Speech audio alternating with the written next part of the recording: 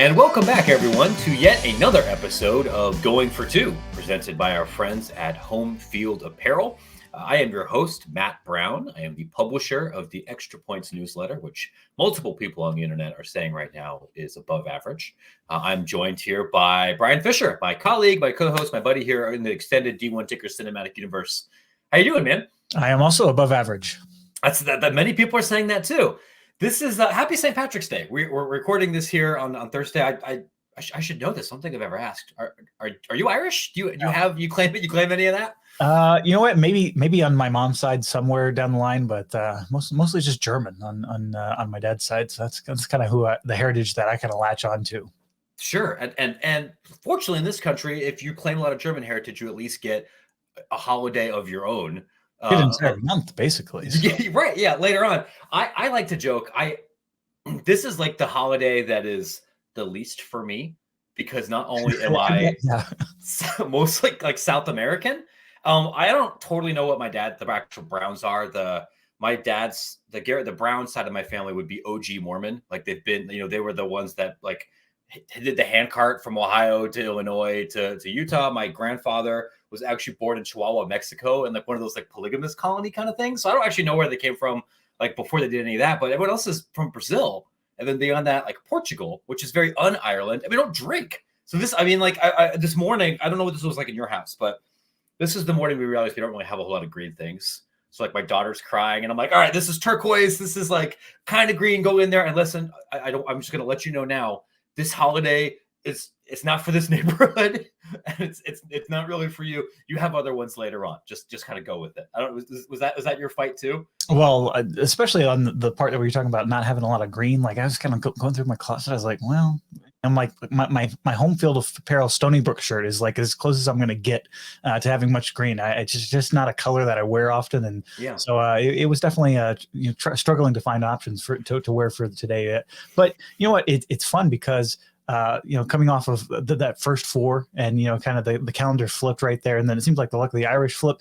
I'm just hopeful that we can kind of keep this momentum going because it is one of the more fun days of the year with the tournament going on. It collides with St. Patrick's Day. So there's obviously a lot of folks that are out there that are enjoying, their times in Chicago with the dyed green river and all that. But I'm sure it's for everybody, out there listening to this on Friday when it drops. At least you can recover a little bit from your potential hangovers or your potential hangovers from the NCAA tournament because that is here and it is certainly getting mad this March. You're right. I mean, like you can recover from hangovers a lot of different ways, right? Take it from me, an experienced non-drinker, right? You either just continue drinking or you eat something terrible, which is one of my favorite things to do when the NCAA tournament starts. I will probably be making some unfortunate culinary decisions, I think, later today, watching basketball until about 10:30 at night. You're right. It's definitely been a fun start. You couldn't have really scripted it any better with Notre Dame pulling out a double overtime victory heading into St. Patrick's Day. We have some fun games happening on Thursday. And then, of course, we have women's basketball coming up here, too. We have heading into the round of 32. And this is not a show I think we're going to get too into the weeds on that. I would, check out our friends at CBS who do really good college basketball podcasts. Mark Titus does really good college basketball podcasts. There's lots of those. There is another, I don't want to say bracket, but there's not really a good segue for this, right? Like the other thing we were talking about that's more, I think, in our wheelhouse that I know a lot of our readers and people in our world have been talking about is beyond just what's happening with the tournaments. We also have athletic director awards, another prize that maybe you're not necessarily pulling for, but would be a big deal if you won. And now we have some finalists from a couple of different organizations for who actually is the AD of the year, right? Yeah, I think there's kind of two competing big awards out there for AD of the year. Obviously, there's the Sports Business Journal Awards that, those take place, and they name one. The NACDA Awards, which is kind of like the industry conference that everybody goes to. They name four per basically division, all the way up from NAIA to the junior college ranks, all the way up to FBS. And so they released their list. And it's funny, you mentioned a bracket. I almost now want to put a bracket of ADs and see how the voting would go. Who would be the most popular AD in the country is now popped into my mind just talking about it. But yeah, there's some finalists across the division here at NACDA, and I think that's what it gets the industry itself kind of excited, is to see who's done well this past calendar year, and really who is kind of their leaders in this space. It's always interesting for me when I see what SBJ or NACDA puts in as finalists, or people that are in contention for these kind of awards, because when you look at you ask I think the common press, like the reporters or general fans, a lot of them have opinions, of course, about who's a good coach or not. And there's a relatively easy straight line, right? Wins and losses are very easily quantified. Recruiting success is very easily quantified, both at National Signing Day, throughout the process, and then at the NFL draft, or with wins and losses. So it's true that there may be some chalkboard geniuses that fans may not necessarily understand, or coaches that are very good at a couple other things, but the proof's kind of in the pudding, and everyone can kind of have, I think, a reasonably accurate assumption about who's a good coach and who isn't. When you ask a typical fan who's a good athletic director, and honestly, I think a lot of reporters too, it's one, who returns my phone calls, and then two, who makes good hires for football and men's basketball. And certainly those two things are very important. And friends, for those of you listening, returning my phone calls, extremely important part of what makes a good athletic director, or Bryan's phone calls or texts being accessible to us in particular. Very important. But there's so much of this job that has nothing to do with hiring coaches. And you can be an athletic director for 5-6 years and never hire one, or have less influence or less power during that decision than you might necessarily think. Because it's not like, when one of us hires somebody, or when our boss hires somebody for D1 ticker, and there's like two people you have to talk to. When a school's hiring a coach, that there might be the AD's only thing. It might be that you have to get that clear with the money people, or the regents, or the governor, or maybe you don't really have a whole lot of influence in that altogether. All the other stuff about what makes a good AD doesn't make the newspaper. It sometimes makes extra points. It makes what we publish more often than not. But even then, there's still, I think, a significant gap. So I think it's interesting to look at these to see, hey, is there anybody here that would surprise us? Or are there things that peers pick up that are really important in this gig that are independent from who made the splashiest hire? You know what I mean? Like I clearly, like, one of the names that you're going to see a lot, Mike Bohn at USC, he did get the big hire, but he did a bunch of other stuff too that had nothing to do with Lincoln Riley.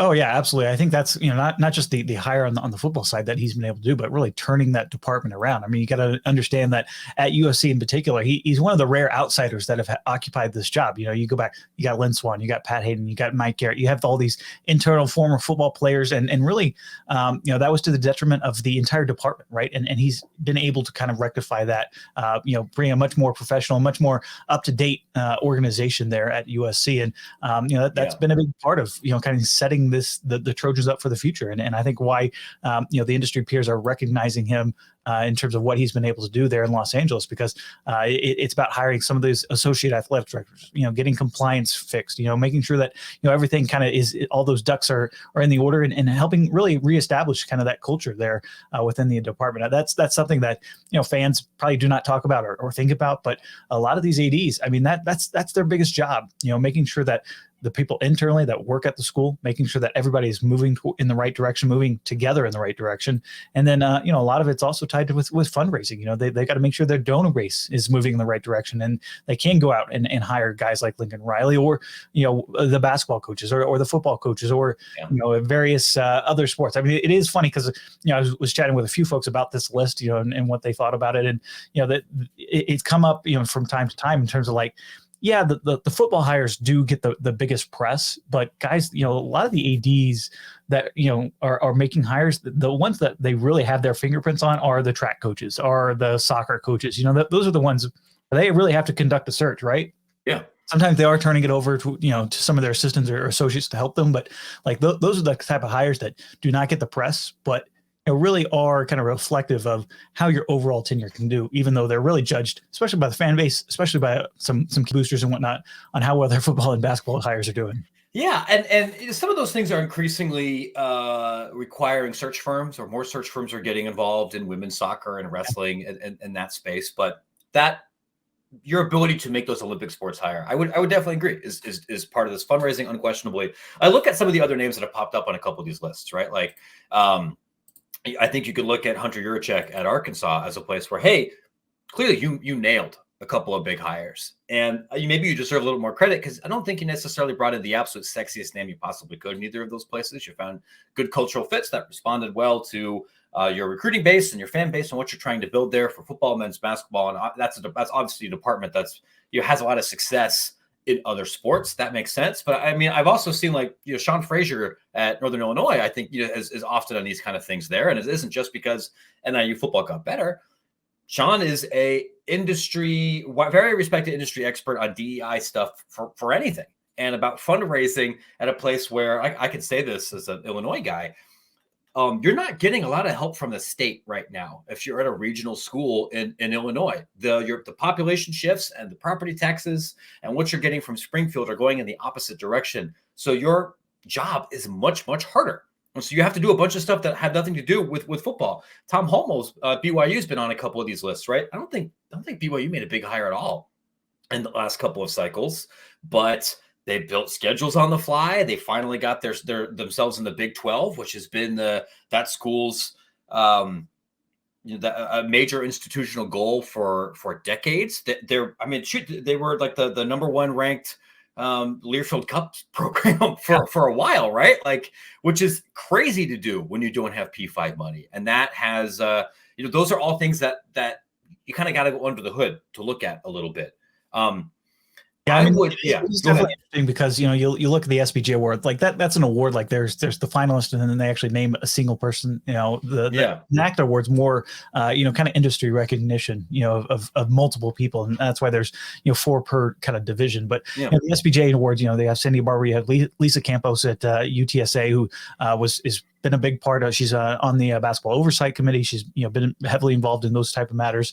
You have Sean Frazier, Tom Holmoe, like you mentioned. I know Yurachek, the only one that's kind of on both lists, which is a bit interesting and eyebrow raising, because, like you said, he definitely nailed his football and basketball hires. I mean, that is so much surrounding it, but they've done a lot of good work at that department as well. You think about like what they've been able to do with some of the social media aspects and like the videos that they've been producing, like that takes an entire department to kind of get off the ground and get going, because marketing your department is no longer just a 1 or 2 person operation. It really is a true department, and making those hires, making sure that you have the cameras rolling when they need to be rolling on some certain aspects. That's a huge aspect of kind of the modern athletic department right now. But I think it is interesting that he's the only one on both lists, along with John Curie and Boo Corrigan at NC State and Wake Forest. I mean, those are obviously ones less so that talking about the hires and kind of more about how they've been able to shepherd it. I know Boo Corrigan, big in heavily involved really with the ACC and what they've been doing the last couple of years, getting through COVID and all that is happening with media rights and all that. He's been involved in those matters. And John Curie, I mean, talk about knocking it out of the park. The one early basketball hire in the middle of the pandemic was made by Wake Forest, and you look at bringing a guy like Steve Forbes in, like that's turned out to be a home run, right? Even though they didn't end up making the tournament this year, they've definitely gotten things back on track. So I think it's fascinating to kind of look at how these ADs are kind of what they've done, certainly, and then kind of how they are recognized by their peers. The other thing I want to point out is that something that we, even as reporters who in our neck of the woods, we dig into this stuff more. We don't have total visibility into process. And part of me gets a little bit concerned about vilifying or putting an AD on a pedestal based on how well they did on a particular hiring search when we have 1 or 2 years of data. So like theoretically, and if Hunter, if you're listening to this, I'm speaking in hypotheticals here, right? Let's say tomorrow Sam Pittman does a terrible NCAA crime, right? Or it turns out we checked a bunch of text messages here, and he's been running Venmos for I don't know, all kinds of nefarious bagmen, Arkansas has to fire him. Or let's say Arkansas, Pittman doesn't do anything wrong morally or legally, but the team sucks. SEC West is really tough, and you go 3-9 2 years in a row, and suddenly you have to make some changes. That's not within Yurachek's control or any VPs or senior administrators necessarily at Arkansas. Whether Sam Pittman's a good hire or a bad hire is a fluid question. For me, like, the more interesting thing is, how good was the process that led you to this point? Did you deliberately overlook some negative points and kind of luck into a good result by going through a bad process? And this happens in college sports. Or did you go through a good process and you were unlucky, which also happens? Football's a zero-sum game. Somebody's going to win, someone's going to lose, and you can do everything right and do everything sustainably and have bad injury luck or weird transfer luck and go 4-8 like Notre Dame did that one time. That's people forget about that. So, like, I don't have visibility into that process. And I think what you'd want as a fan or as a university president is an AD that has built a structure where they are replaceable, and you increase your chances of having a good outcome. But you can't guarantee a good outcome. You can only control what got you to that point. I think if we look back at a couple of the ADs maybe a decade ago that had an industry consensus of being an excellent athletic director or nailed a hire or two, maybe some of them even won some of these awards. When we look back at what we think about them now, sometimes there's a difference. So I'm not saying that, like, nobody deserves these awards or that they're bad or anything. I'm not saying that. Just that it's a hard gig to evaluate, because even if you're very plugged in, there's a lot of information we don't have. You know what I mean? Yeah, I mean, absolutely. You just taking that Arkansas, example. I mean, look at Hunter was kind of thrown into the fire there, when he had to actually make the hire. Not a whole lot of interest in that job, coming off some, basically a long winless streak. They were winless in the SEC. They'd only won a couple games, per year. They got upset with Texas. They were terrible. That was arguably the worst SEC football team ever. That was like Sewanee bad when they were rolling out 8 kids and a couple of custodians. If you look at, like, the FRS rankings in College Football Reference, like, you're right, huge hole. And like, there's just not a ton of coaches that were interested in jumping into that thing. But, Hunter did listen to a lot of the people surrounding the program, that wanted to bring Sam Pittman back. He was obviously one of the few candidates that really kind of stumped for the job.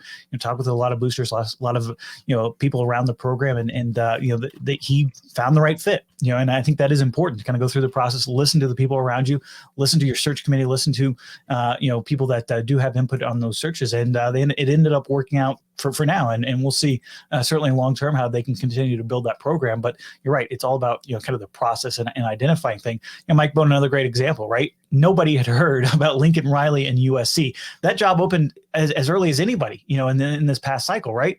He made the decision, early on after that Stanford loss to fire Clay Helton and move forward with the program. Had a long window to kind of ramp up their search, which you didn't really hear anything about. There was a lot of speculation about James Franklin, some of the names that the media would just kind of throw out about the job, but nobody had connected Lincoln Riley to that gig. And then boom, that hire gets made, and they basically wrap everything up in 1 weekend's time. So that to me also speaks to kind of how the process can go. And so for a lot of these guys, that is key. That is key in terms of making sure you have those repeatable things that you can go through that maybe the end result ends up being bad, but when you can go back and look through the process and it is what you want it to be, at least you can lean back on that. And I think that's why so many of these ADs for these big time hires are at least leaning on those search firms more and more.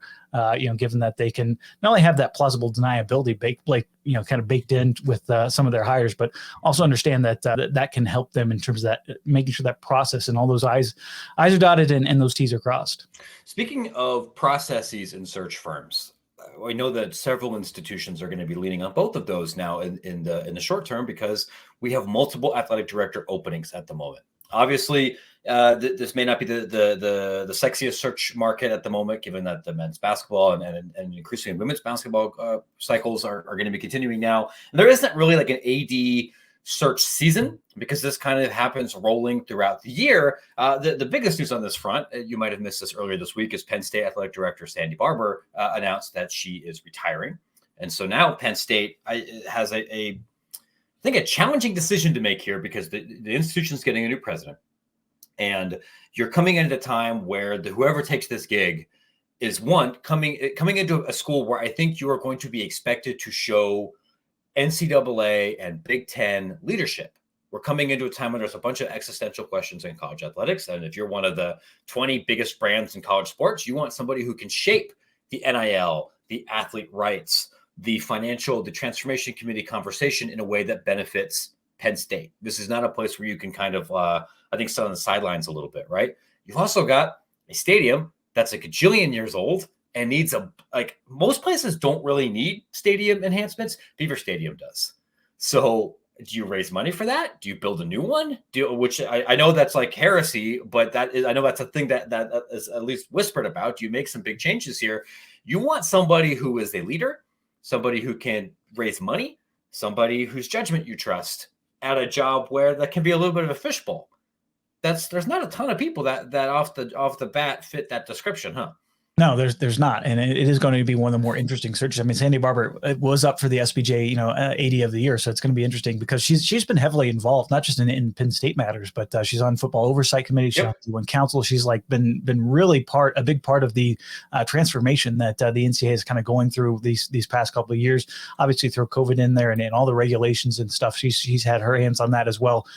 Leading the Big Ten efforts as well. So I think that's why she kind of made the list, initially. But this is a big opening. I think an attractive opening that a lot of ADs see the ability to go out there, fundraise, obviously make a big priority of redoing that stadium, which obviously does need to be done. I know they've had some plans on the books, to renovate it and spruce it up a little bit, but the new person coming in is certainly going to have their own thoughts. I would not be surprised if somebody like Sean Frazier, who we've already mentioned, ends up getting connected to this gig, because look, this is going to be a very high profile opening, and Big Ten AD gigs just don't come open all that often. I think that's the other thing to keep in mind. You're going to have a lot of money to play with from those media rights. You obviously have a football coach in place. You have a men's basketball coach in place as well. So you probably don't have to make those big splashy hires right away. You can kind of focus on what the department needs. And I think there's going to be a lot of big names attached to this gig, because it is one that you can occupy for 10, 15 years. And that stability does not come along often. I think for Sandy's case in particular, I mean, I think, however you want to kind of frame her tenure, and I'm sure Penn State fans have a much different opinion from those on the outside, but from me looking in, she has stabilized the place. You got to remember when she kind of took over and how she was definitely thrown into the deep end early in her tenure. Things have calmed down now, and really the entire department is much more, ready to kind of accept and take that next leap under their new AD. It's I'm trying to think. Not only do Big Ten AD gigs not come open that often, but often when they do, there's a built-in successor in place. Like we think. Well, I mean, how many ADs in the Big Ten are just alums of their own place? You got Michigan State, you got Wisconsin that have come open recently. They all go the alumni route. So that's another thing to keep in mind. Just with the Big Ten, it seems like more than any other Power 5 conference, they've leaned on those internal promotions or those alumni that are already connected with the program. Yeah. I don't know what the timeline's looking like there. That's definitely going to be one to watch. And there's a couple other mid-major openings at the moment. Lindenwood is now open. We weren't really expecting that. A couple of days after we had their athletic director on this podcast. Portland State just made a hire. I know Evansville and Southern Illinois, I think, are open. There's a couple other mid-major ones, and this happens on a rolling basis, because it's even at the kind of mid and low major level too. It's a hard time to be an athletic director, and you could potentially, if you are somebody who is advanced enough in your career to be a low major AD, you might be able to make that same amount of money doing something else and not have to worry about NIL, or not have to worry about transformation committee or transfer portal or some of these other things. We've seen some people do that. That will be something to think about, I think. Moving Yeah, forward. I mean, Morgan State is opening. Their AD jumped to Virginia for an associate AD gig. So like that non-lateral movement, I guess you could say, it has definitely been an increasing trend. And honestly, there's a lot of folks that are just kind of getting out of the industry. They've been burnt out by the last couple of years. Maybe they'll get back into it at some point. But you're seeing a lot of departures for the private sector as well. I think that's an industry trend worth watching. You know what won't burn you out? And it was much easier to wrap your head around here than existential changes in the college athletics industry. If you want something to just wrap around you and support you rather than bring you down, Homefield Apparel, our title sponsor here for this show, our friends in Indianapolis, who of course are extremely busy right now with all things college basketball because they are the world headquarters of college basketball. They make comfortable, unique, interesting collegiate apparel. I'm wearing the closest thing I have to green, this Miami Hurricane shirt. I used to have an Ohio Bobcats one. I think there's been a couple of laundry mishaps. I'll have to end up buying another one. But you can't really wear this just like your St. Patrick's Day shirt because it's also super orange, which I know enough about both European and Christian history to know that those two colors don't really mix on this particular date. But they have a bunch of other green things if you want to be ready for next year, including, of course, an extensive Notre Dame Fighting Irish collection. If you want to see a leprechaun dunking a basketball, my dudes and dudettes at Homefield have you covered. There was just a doorbell a second ago. That might have been the UCLA stuff that I ordered. I think it's coming in today. And if we record it later, I'd be putting it on. But they've got an awesome UCLA collection. They have some awesome mid-major collections. And then let me just say this, right? We spend a lot of the show talking some pretty inside baseball stuff, which is great. We're an inside baseball publication, part of an extended family of inside baseball publications. So fans, normally I'm talking to you. Go get a beer real quick. I want to talk to the athletic directors. I want to talk to the CFOs, the VPs, the people that work in marketing. If you have not signed up with Homefield Apparel right now, what are you waiting for? If you're wondering, hey, what is a really easy way that my athletic department can pick up just a layup, which is a basketball term because this is March Madness right now. Give me some easy currency with my fan base, and we can dig into some stuff from the 1940s that we're not using anyway. They want you. If you don't know the Connor's email address, shoot me a DM or an email. Y'all have my email. I'll send it to you. Montana is on here and they sell excellent stuff. The Colorado School of Mines, a school that people in this corner of college football internet would have never heard of if it wasn't for Homefield introducing the internet to a donkey that's teal with a dynamite stick in his mouth.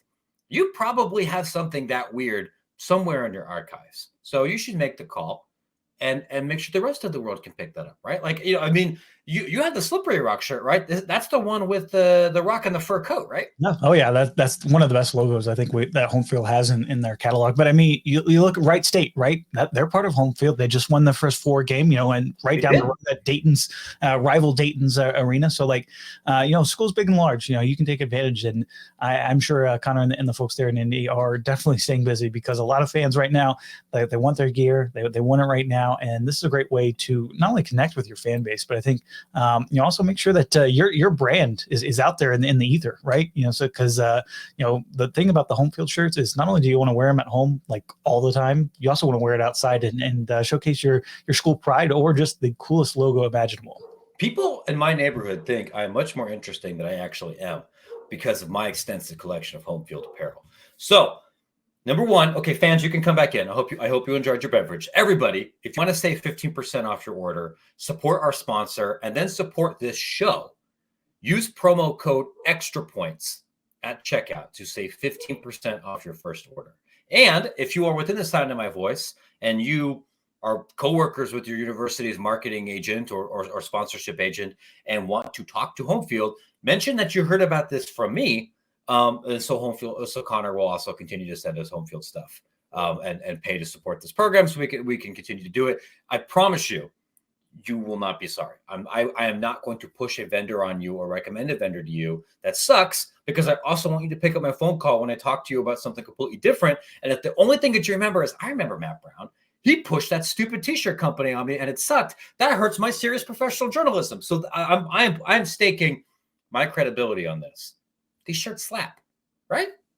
Absolutely, and they got the mystery boxes now, so you don't know what you're going to get. Like that's not only a great idea, but like I'm excited to get a couple of those too. Those are so good. If I hadn't just literally spent $100 on UCLA stuff, I would have bought a mystery box. Even though, like, I don't think I think I have more T-shirts than I can actually wear, especially because here in Chicago, it's been gorgeous and sunny and in the mid 60s these past couple of days. Like, I know that can't last. This isn't actually spring yet. I've still got another 3 weeks, I think, of hoodie hibernation before I can actually go back to T-shirt weather. So, in conclusion, let Homefield sell your T-shirts. Buy some T-shirts or crew necks or hoodies or sweats using promo code Extra Points. And also, just a quick aside, we go hard in the paint for Homefield for a couple of reasons. One, they are our sponsor, and we are contractually obligated to do so. Two, they are our friends. I have bought their stuff, supported their company, know the people that run it personally well before this podcast ever existed. I trust them. We would also like to shill for your stuff. So if you would like us to be as enthusiastic about your product or your service, one, make sure it doesn't suck. Because so help me, if I have to go read a card for something that's terrible, I will never forgive you. But if it's good, drop us a note. sales@extrapointsmb.com. Let's talk about a way that we can help support you through going for two, go over Extra Points, the entire D1 Ticker family. I will say you may be surprised how affordable reaching this audience might be. There's one other thing unrelated to athletic director searches that I think, speaking of money, that I did want to very quickly talk about here before we wrap up and let people go watch the rest of the college basketball, which is about the collective world. Because there's been a bunch of movement on this in the last week, and there's going to be even more so over the next couple of months. Most Power 5 programs now seem to have some kind of collective. I saw that Oregon set up a deal with I want to say Open Doors recently to have a school-specific, marketplace for them. Influencer, I know, has done this for several other schools. I've done some interviews. I will probably write about that after the tournament. Where do you see this going next? Because I feel like I've got like 4 different stories kind of in the works about this world, and it's probably the number one thing I get asked about for my readers, both normies and people that work in this world.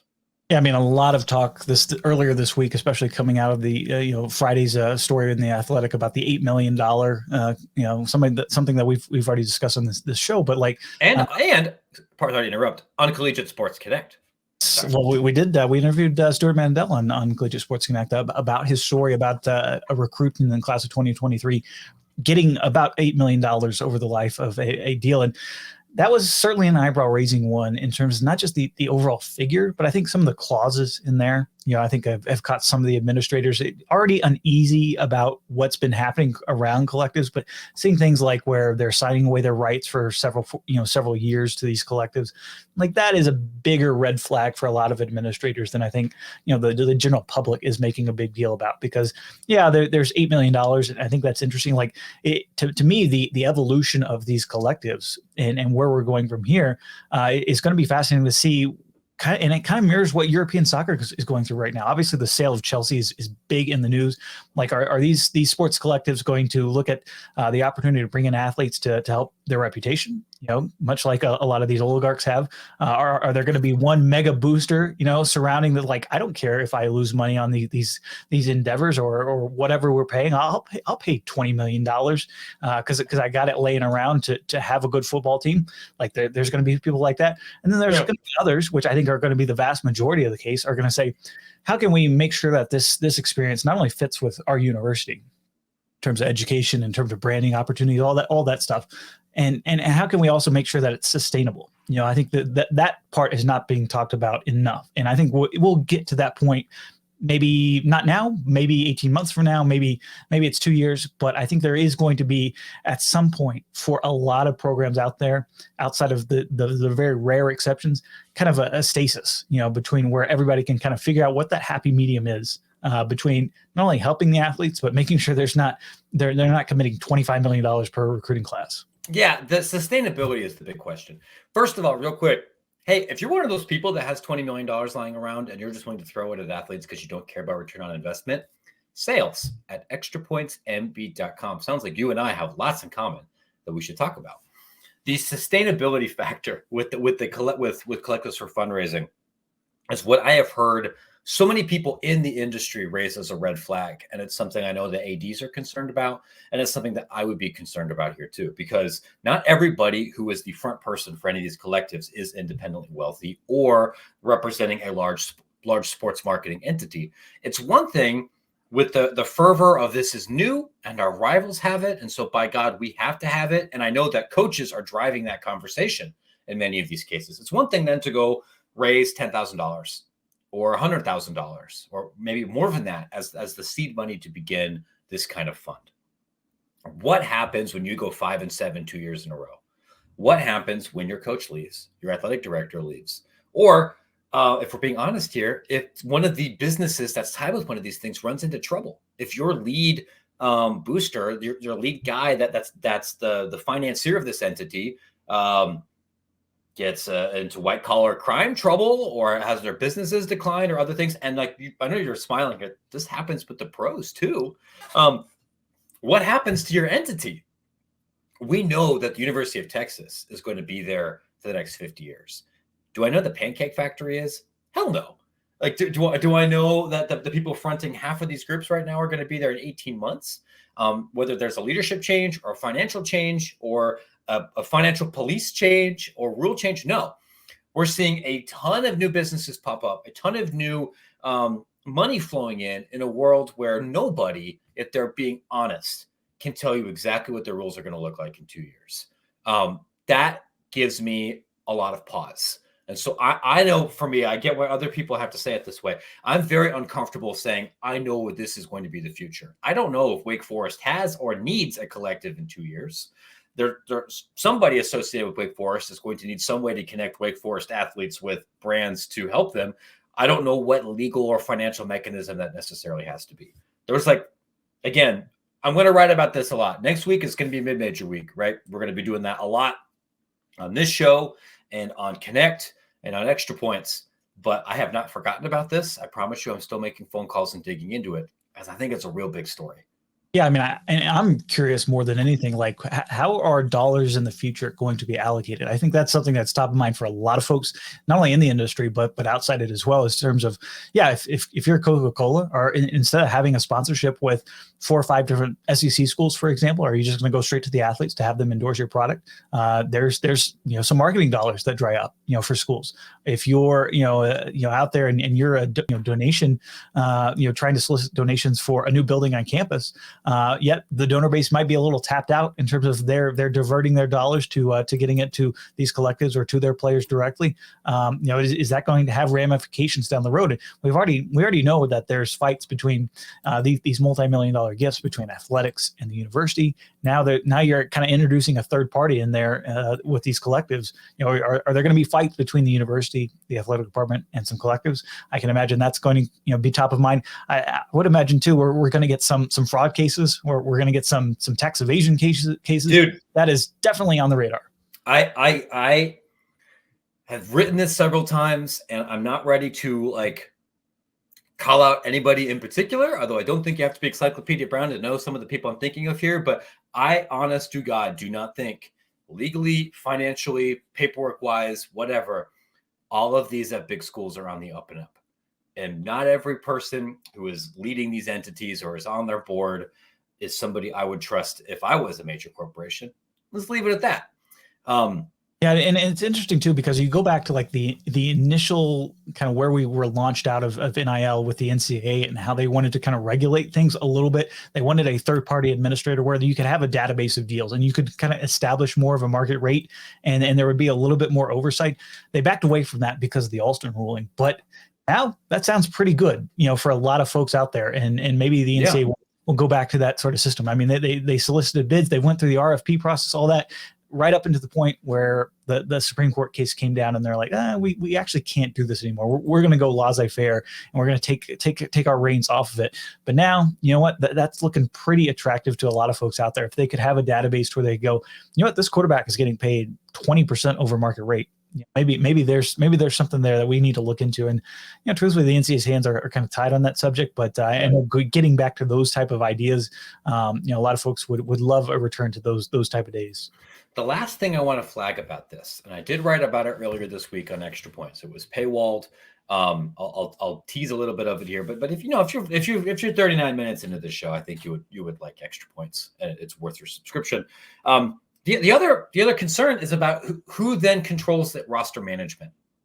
Going back to our story here from The Athletic earlier this week at, say, the University of Schmenessy, or what, hypothetically some other school like that. If you have an athlete who's on an $8 million deal and who has exclusively signed over their NIL rights to this collective that only works with one institution, and you don't start, and you don't win the job, or you're not a good fit, or an offensive coordinator leaves. And let's be clear, for 5-star quarterbacks, for as much as stars matter, which is a whole freaking amount, a large amount, the washout rate for 5-star quarterbacks is still really high. For 4-star quarterbacks, it's really high. You can only play one of them. And for every Trevor Lawrence and Justin Fields, there's a Jaron Williams. I'm sure is a fine young man, but he's now playing FCS football, I think, right? And there's guys that get hurt and people to move on. So what you would want as a coach is, if I bring in this 5-star guy and I get on campus and realize he's not the guy, or he's not the guy for us, I, as a coach, would want that person to pursue other opportunities. I want that person to play, and I want the scholarship, and I don't want him stinking up my locker room.